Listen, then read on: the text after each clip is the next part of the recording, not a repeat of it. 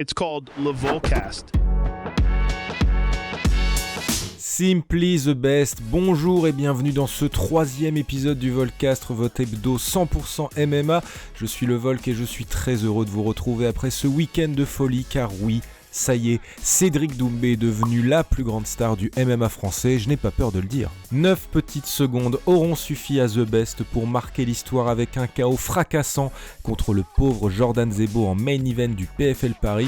Moi je m'en suis toujours parmi personnellement, et c'est après des semaines de trash talking que l'ancien champion du Glory a pris une nouvelle dimension, celle d'un Conor McGregor à la française qui dépasse même le cadre de son sport. Oui mais le Volk, comment tu peux le comparer à Conor ? Tu manques de respect au GOAT. Bon, tais-toi un peu et écoute-moi, regarde les vues qu'engendre Cédric Doumbé sur YouTube, regarde le tweet de Kylian Mbappé et surtout les réactions des observateurs étrangers qui ont eux aussi pensé que nous avons connu samedi le summum du divertissement. Et ça y est, The Best est devenu ce genre de combattant, celui dont les fans comme les haters sont prêts à payer ou à se lever à 4 heures pour regarder un combat, et ça, eh bien le MMA français en avait peut-être besoin pour franchir un nouveau cap. Mais il n'y avait pas que Cédric Doumbé à l'affiche du PFL Paris, et ça serait bien si on avait une espèce de récap, non ? Mais ne t'inquiète pas mon ami, c'est tout de suite. D'ailleurs, est-ce que t'es abonné à Fight Minds ? Non ? Eh ben, tu t'abonnes s'il te plaît, moi sinon je te fais dormir. Enfin, non, je rigole, mais abonne-toi quand même, il y a du lourd qui arrive. Je vous avais dit quoi ? Y'a personne qui peut me tester, poteau ! Ah, le PFL, cette organisation censée concurrencer l'UFC, mais dont la carte parisienne changeait toutes les heures et qui n'avait pas de diffuseur aux États-Unis. Bref, si le public parisien était venu en masse pour voir les combats d'Anthony Salamone ainsi que les débuts d'Abdul Abdouragimov et de Cédric Doumbé, la carte servait également de play-off pour le tournoi européen avec 100 000 $ à la clé. Samedi, c'était l'heure des demi-finales et on connaît donc le nom de plusieurs prétendants au pactole. Chez les femmes, le titre de flyweight se jouera entre Valentina Skatidze et Dakota Ditcheva, une Britannique de 25 ans à surveiller de très près après un magnifique combo dévastateur contre Cornelia Holm. Mais PFL Paris oblige, la carte était également l'occasion de voir plusieurs Français à l'œuvre et malheureusement Gezim Derwish ne sera pas à l'affiche de la finale après sa défaite contre John Mitchell, matché donc contre Yacoub Kassouba. Même déception pour Mokhtar Benkassi qui s'incline contre France Lambo. La finale des bantamweight se jouera donc entre le Sud-Africain et Khurshid Kakorov. Succès en revanche pour Yazid Chouchan qui réussit ses débuts au PFL contre Enrique Madureira dans un combat hors tournoi dans la catégorie des lightweight. La belle soirée a également vu l'ancien champion des welterweight chez Ares, Laureano Staropoli, l'emporter contre Baba Nadjombe. Une très belle performance pour l'Argentin, mais on n'oublie pas ce que t'as fait à Mika Legou, Pépi, on n'oubliera jamais. Lui aussi était en demi-finale de sa catégorie, le nordiste Anthony Salamone était opposé au phénomène Yakom Nedo chez les light heavyweight. Malheureusement, emporté par l'élan du public et par sa réussite en striking, le Français s'est fait piéger par le Slovène et doit concéder la défaite après un violent ground and pound. Un beau parcours quand même pour Anthony Salamone qui combattait, on le rappelle, dans une catégorie supérieure à la sienne, qu'il va, on espère, bientôt retrouver.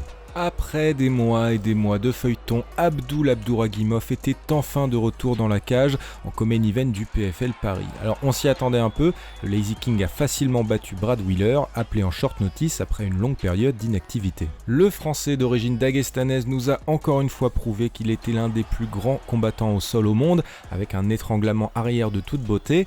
Alors la suite, évidemment le tournoi du PFL Monde dans la catégorie des lightweight, une première pour Abdul, et on espère une victoire à la fin, parce que le mignon, il le mérite le Lazy King. En plus ça voudrait dire qu'on pourrait voir Abdul 4 fois dans une même année, vous vous rendez compte ?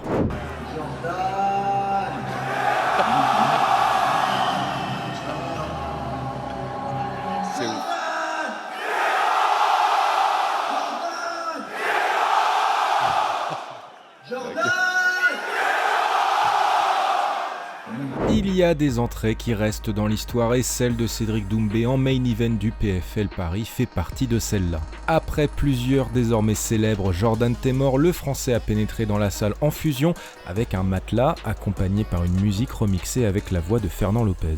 L'ancien champion du Glory ne s'est pas arrêté là puisque le Jordan Temor a une nouvelle fois résonné dans la cage à quelques secondes du combat. Ensuite la cloche sonne, on se check et là, stupeur, Jordan Zebo envoie un high kick, Doumbé attrape la jambe, réplique par un low kick rapide et termine le combattant du MMA Factory avec un crochet du gauche. Extinction des feux, 9 secondes auront suffi devant un public en feu et plusieurs joueurs du Paris Saint-Germain dont Kylian Mbappé. Alors quelle sera la suite pour Cédric Doumbé? Le tournoi des welterweight lui tend évidemment les bras, mais le PFL pourrait également conserver le combattant pour des super fights de ce genre, quand on voit l'engouement qu'il crée. Une star est née en France, mais aussi peut-être dans l'organisation américaine, en manque cruel de vedettes, même si Francis Ngannou et Jake Paul devraient y faire leur début en 2024. Il est maintenant temps de refermer la page du PFL Paris, c'est les news. J'ai un scoop pour vous. En début d'épisode, on parlait de Conor McGregor et les dernières annonces de combat pour les numérotés de l'UFC ont confirmé qu'on allait encore devoir attendre pour revoir l'Irlandais dans une cage. Pour Dana White, c'est clair, la mégastar fera son retour en 2024, certainement contre Michael Chandler, même si la dernière saison de The Ultimate Fighter opposant les deux combattants n'a pas eu le succès escompté. Pour rappel, Conor n'est pas entré dans l'octogone depuis le 10 juillet 2021 et sa fracture du tibia contre Dustin Poirier, et les dernières images de l'Irlandais dans tous les bars du monde ne témoignent pas vraiment d'une grande motivation. En attendant, l'UFC pourra peut-être miser sur sa nouvelle vache à lait, Sean O'Malley, qui a récemment déclaré qu'il allait revenir en début d'année prochaine. Bon, de toute façon, pour moi, la nouvelle star de l'UFC, c'est Diego Lopez, mais bon, personne m'écoute. D'ailleurs, ça m'amène à la question de la semaine. Va-t-on un jour revoir Conor McGregor dans une cage et contre qui? Répondez dans les commentaires, on a hâte de vous lire. Straight right hand for Steph. Ooh, she's hurt. Some knees on the inside. This could be it, this could be it, this could be it! Oh my goodness! La dernière carte de l'organisation asiatique du One Championship était riche en émotions, puisque l'on remettait en jeu la ceinture des atomweight chez les femmes, ceinture précédemment détenue par Angela Lee. La Canadienne avait en effet mis sa carrière en suspens après le suicide tragique de sa sœur Victoria, également combattante au One et seulement âgée de 18 ans. Angela Lee a pendant la soirée pris la parole pour finalement officialiser sa retraite, faisant ainsi du combat entre Storm Fairtex et Amseo Lee une véritable opposition pour le titre.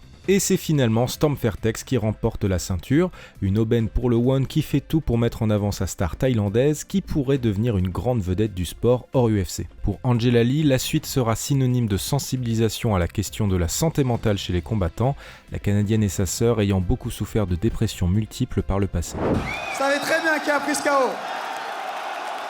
Celui qui a pris ce KO, c'est celui qui frappe sa femme, qui frappait son ex-femme. C'est lui qui vient de prendre un KO. On revient un peu sur le PFL Paris puisque Cédric Doumbé a profité de son interview post-combat pour accuser son grand ennemi Fernand Lopez de violence conjugale.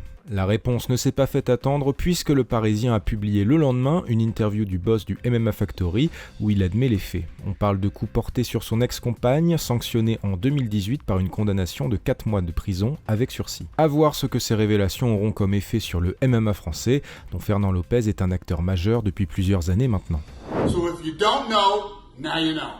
Alors, pas beaucoup d'annonces de combats intéressants à se mettre sous la dent, je vous renvoie vers le dernier Volcast pour avoir la liste des bangers à venir, mais on va en profiter pour un peu parler du mois d'octobre qui est déjà là. Ce week-end, direction l'Apex et l'UFC avec Grant Dawson vs Bobby Green, le 14 octobre ce sera au tour de Sodiq Youssouf contre Edson Barboza, et puis bien sûr, le 21 octobre, c'est l'UFC 294 à Abu Dhabi avec une main card déjà établie. On retrouvera Saïd Nurmagomedov contre Muin Gafurov, le français Nassourdine Imavov contre Ikram Aliskerov, Magomed Ankalaev contre Johnny Walker, Ramzat Chimaev contre Paulo Costa et bien sûr la revanche Charles Oliveira versus Islam Makhachev pour la ceinture des lightweight. Et puis vous savez quoi? Ce sera à 20h les amis, et oui, on va pleurer sur ce poulet, enfin sauf si votre meilleur ami a décidé de se marier ce jour-là.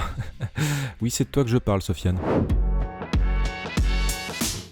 Et je vous avais dit quoi? Eh bien c'était le Volcast, 3e épisode déjà. Je vous l'ai déjà dit, ce week-end c'est UFC avec Grant Dawson contre Bobby Green, mais aussi les retours de Joe Pyfer, de Joaquin Buckley, de Drew Dober, de Ion Cutelaba, d'Alexander Hernandez, de Chris Gutiérrez, bref beaucoup de noms qu'on retrouve normalement sur des numérotés. Mais il n'y a pas que l'UFC dans la ville, il y a aussi le Bellator avec un magnifique casting pour le 300e épisode. Je vous parle de 4 combats pour le titre, Ousmane Nurmagomedov contre Brent Primus en demi-finale du tournoi des lightweight, Ryan Bader contre Linton Vessel, et chez les femmes, la légende Chris Cyborg contre Kat Zingano et Liz Carmouche contre Ilima Lei McFarlane. Et puis, ça sera l'occasion de voir les grands débuts du Tunisien Slim Trabelsi, ancien champion poids lourd de Arès et dont le départ avait donné lieu à un autre grand feuilleton comme seul le MMA français peut nous offrir. Sur la chaîne Fight Minds, mardi, 2 analyses avec nos experts, une sur Grant Dawson contre Bobby Green et une autre mystère sur un combat très attendu par les fans français. Mercredi, c'est Coach Talk avec Chris et Aldric et dimanche, le débrief de l'UFC du week-end. Donc, je te le redis, abonne-toi, mets la cloche, souscris à Fight Minds si tu veux du contenu exclusif et comme ça, tu pourras te la péter le matin à la machine à café. Quant à moi, je vous dis à lundi prochain pour un nouvel épisode. Moi, j'ai plein de trucs à faire. Il y a la nouvelle saison de Kengan Ashura sur Netflix quand même. En attendant, dormez bien et surtout, n'oubliez pas. Every Monday, I listen to Le Volcast.